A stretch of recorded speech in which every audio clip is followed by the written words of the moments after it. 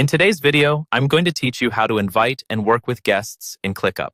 Inviting guests is a great way to collaborate with clients, contractors, or stakeholders without giving them full access to your entire workspace. In this walkthrough, I'll show you how to do this from the desktop app or browser version of ClickUp, and I'll explain what each option actually means so you can choose the right level of access every time. First, start by navigating to the specific item you want to share. In ClickUp, that could be a folder, a list, a single task, a doc, or even a dashboard. Take a moment to think about the smallest level you really need to share.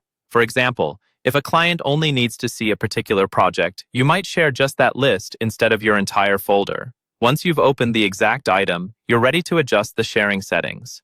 Next, look towards the top right corner of your screen for the Share button. In many views, this will be clearly labeled. In others, you might need to click on the three-dot or ellipsis menu instead.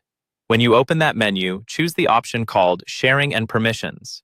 This is where you control who can access this specific item and what they're allowed to do with it. Inside the sharing panel, you'll see a field where you can add people. Type the email address of the person you want to invite as a guest. Make sure you double-check the spelling here because the invitation will be sent directly to that email. You don't need to add any personal details beyond the email itself. Once you've entered the email, you'll see a drop-down where you can select their role. Choose the guest role. After that, you'll pick the permission level for this guest: view only, comment, or edit.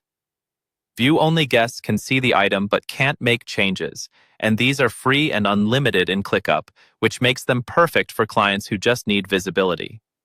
Comment permissions allow them to leave feedback without changing core content, and edit permissions give them the ability to update tasks, docs, and other details. Choose the one that best matches how you want them to collaborate. Finally, click the Invite button to send the invitation email. Your guest will receive a message with a link to access the item you've just shared. Once they accept, they'll be able to interact with it according to the permissions you set.